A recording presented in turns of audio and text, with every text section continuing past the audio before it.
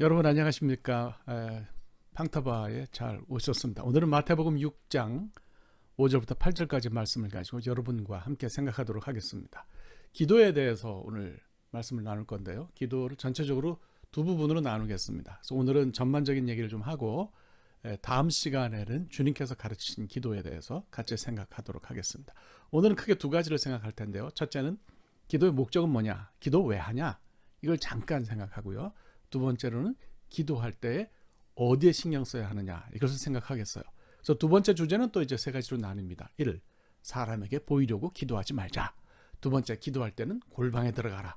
세 번째로는 중언부언하지 말자. 요 얘기예요. 그래서 이것을 좀 여러분과 함께 정리를 해보려고 합니다. 우선 첫 번째로 기도의 목적이 뭔지 생각하겠습니다. 기도 왜 합니까 우리가? 기도의 목적이 뭡니까? 많은 분들이 생각할 때 기도의 목적을 우리가 필요로 하는 것을 하나님께 구하기 위해서 기도한다고 생각합니다. 틀린 생각은 아니에요. 맞아요. 기도의 펑션 가운데 그런 부분이 분명히 있습니다. 어떤 분이 그런 우스갯소리를 하더라고요. 우리 한국교회 교인들은 막달라 마리아 사촌이 많다는 거예요. 막달라 마리아 사촌이 어떤 사람들이에요? 빨리 달란 말이야. 어서 달란 말이야. 막달라라는 말이 마구 달라 뭐 그런 거니까 아마 그렇게 이야기한 것 같아요. 우리가 필요로 하는 것을 하나님께 주십시오 하는 것은 그는 있을 수 있는 일이고 또 우리가 그렇게 해야 돼요. 주님께서도 그렇게 말씀하셨으니까. 다만 이것이 기도의 첫 번째 목적은 아닙니다. 또 개인이 필요한 건 아무런 기준 없이 제한 없이 하나님 무조건 다 주신다 이렇게 생각하는 것도 오해죠.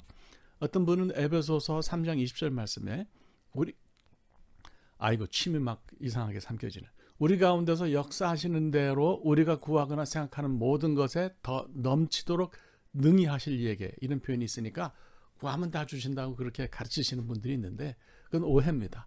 에베소서는 교회론에 관한 가르침이 커요. 그래서 21절에 교회 안에서와 그리스도 예수 안에서 영광이 대대로 무궁하기를 원하노라 이런 말씀이 있어요. 그러니까 이거는 교회론적으로 이해해야 하는 말이고요. 교회가 복음을 전하는 사명을 감당하기 위해서 필요한 것이 있으면 하나님이 채우신다는 말씀입니다. 이걸 개인이 원하는 건 다 주신다 막 이렇게 기복적으로 가르치는 것은 좀 문제가 있다고 봅니다. 물론 하나님은 우리 개인이 필요로 하는 것을 채우세요.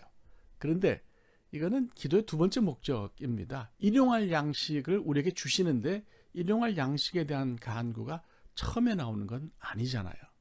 또 우리가 일용할 양식을 위해 구해도 하나님 뜻과 다르면 하나님은 응답을 안 하시는 것 같아요. 물론 이제 포스터가 이야기했듯이 이런 거 저런 거 다 생각하면 우리가 기도할 수 없어요. 그래서 어린아이가 하는 것처럼 기도하는 게 필요하죠.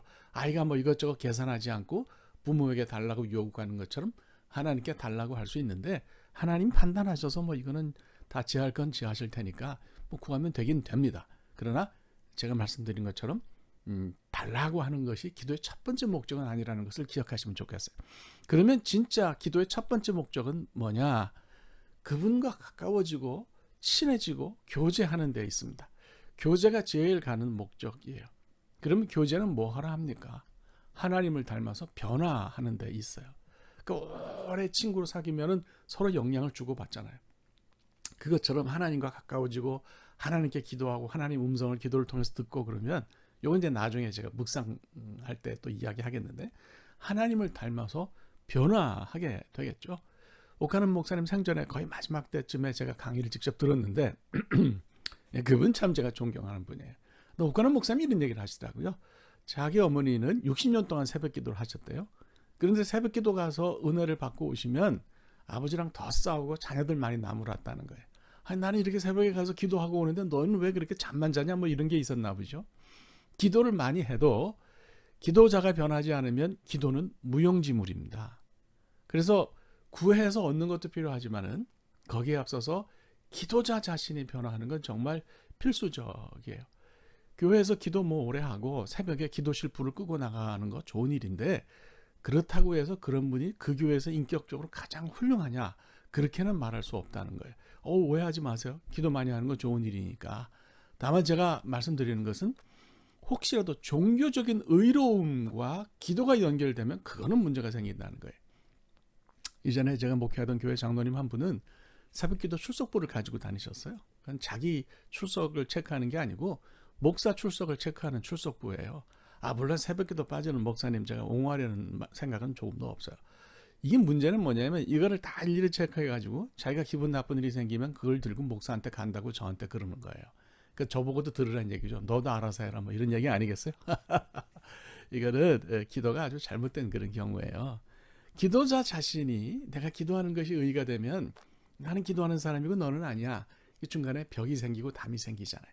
그는 기도하는 사람의 자세가 아니에요. 하나님과 교제하고 기도자가 변하는 것이 기도의 가장 큰 목적이다. 이렇게 생각하시면 좋겠습니다. 자, 정리가 됐죠? 그러면 우리가 기도할 때 뭘 신경 써야 되느냐? 세 가지를 생각하겠습니다. 1. 사람에게 보이려고 하지 마라. 바리새인들은 이제 그 장로들 유전, 나중에 미시나에 그 정리가 됐는데 거기에 이제 횟수를 정해놨으니까 그걸 채우기 위해서 기도를 하는데 그래서 사람들이 알아야 되잖아요. 그러니까 길거리에 나가서 사람들 앞에서 뭐 그 사람들 기도를 하는 거는 기도문을 외우는 거니까 그렇게 기도했죠. 이렇게라도 기도하는 것이 쉽지는 않습니다. 다만 하나님이 안 들으시니까 문제인 거죠. 그 하나님은 왜 안 들으실까요? 그게 외식이기 때문에 그렇습니다. 외식은 연기하는 거라 그랬어요. 연기하는 거는 내 안에 있는 진짜 나를 하나님께 보이는 건 아니잖아요. 그러니까 이제 그 하나님이 안 들으신다는 거죠. 어떤 교인이 새신자가 와서 옆에 앉아가지고 찬송가 골라주고 성경 골라주고 예배 시간 내내 옆에 붙어서 안내를 했다고 그래요.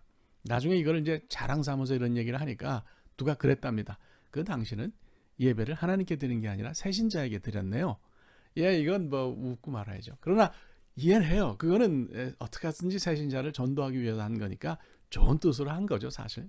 그러니까 애교로 봐줄 수 있는데 아예 대놓고 내가 기도하는 걸 자랑하는 거는 광고하는 거는 의미가 없어요. 이전에 이제 그 2시간 기도하는 교인이 있었어요. 새벽에 나오면 2시간을 기도하는데 제가 목사지만 그거 못 따라가겠더라고요. 그래서 정말 어떻게 2시간 기도하나 보자 그러고 봤더니 찬송가 펴놓고 찬송가 한참 부르고 몇 장씩 부르고 성경 오래 읽고 기도는 한 2-30분 하시는 것 같아요. 이거는 2시간이라고 하는 것이 앞서서 그걸 채우기 위해서 뭐 하는 거지 진짜 기도는 아닌 거죠. 그러니까 그 좀 실효, 축구로 하면은 유효 슈팅이 아닌 거예요. 이거는 그렇게 건강한 기도는 아닌 것 같습니다. 다른 사람하고 기도 시간 가지고 경쟁할 거 없다고 생각합니다. 2번, 골방에 들어가라. 골방에 이제 헬라 말로 타메이론이라는 건데요. 타메이론, 스토리지 룸이에요. 그러니까 뭐 사람들이 잘 모르는 저 깊은 곳에 있는 물건 같은 거 쟁여두는 그런 방인데 이건 물리적인 장소로 우리는 이해할 건 아니고요. 세상과 차단이 되는 곳에 들어가면 된다. 이렇게 이해하시면 좋겠습니다. 신학교 다닐 때 기숙사 한 방에 4명이 같이 있었어요. 기타 치고 노래하고 막 그러는데 그러면 한 사람이 이게 묵상 기도 이렇게 쓴 팻말을 뒤에다 등에다 이렇게 걸고서 묵상하고 기도하는 거예요. 그러면 나머지 다 머쓱해서 조용해지는데 뭐 이런 거죠. 주변이 시끄러워도 세상과 단절되어서 셔터를 탁 내리고 하나님에게 집중할 수 있으면 거기가 골방이다. 하나님과만 대화하는 것이 기도예요. 그래서 기도하시기 바랍니다. 세 번째로 중언부언하지 마라. 중언부언하다라는 말은 헬라 말로 바톨로게오라는 말입니다. 이건 의미 없는 말을 반복한다는 뜻도 있고요. 더듬는다는 뜻도 있습니다. 더듬는 사람은 이제 참 답답하죠.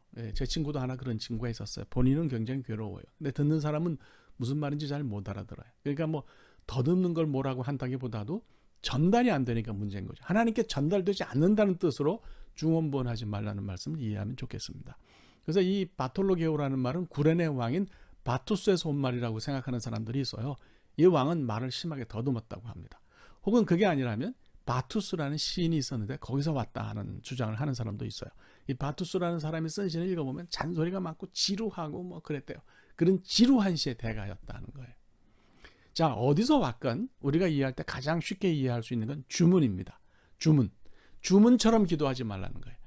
불교에서는 주문을 외우는 것이 나쁜 뜻은 아니에요. 출가한 제자 말고 속가 제자들이 돌을 닦아야 되는데 그렇게 할 수 없으니까 주문을 외우면 돌을 닦는 거다 해서 주문을 외게 했어요. 그러면 이제 공적이 쌓이고 그래서 그것이 공덕이 되어가지고 뭐 해탈로 간다 이런 얘기겠죠. 기독교는 불교하고 다릅니다. 우리 공덕을 쌓아서 그 덕이 쌓여가지고 우리가 구원받는 거 아니에요. 정반대죠. 그렇기 때문에 우리는 이걸 따라가서는 안 되는 거죠. 예수님 당시 이방 종교들에게도 이런 그 기도 풍습이 있었던 것 같습니다. 하나님은 주문이 아니라 기도를 들으시는 거예요. 그래서 아무 의미 없는 말을 되풀이하면 안 되죠. 예를 들면 우리가 주님께서 가르친 기도를 암송할 때 의미를 생각하지 않고 그냥 줄줄줄줄 외운다면 그는 시간 낭비라는 말씀을 제가 드리는 겁니다. 자, 정리를 할까요? 기도하는 이유는 뭐냐? 변화하기 위해서 기도한다. 두 번째로 기도할 때 사람에게 보이려고 하지 말고 골방에 들어가서 하나님과 대화하고 중언부언하지 말라. 이렇게 정리하면 되겠습니다. 오늘 여기까지 할게요. 감사합니다.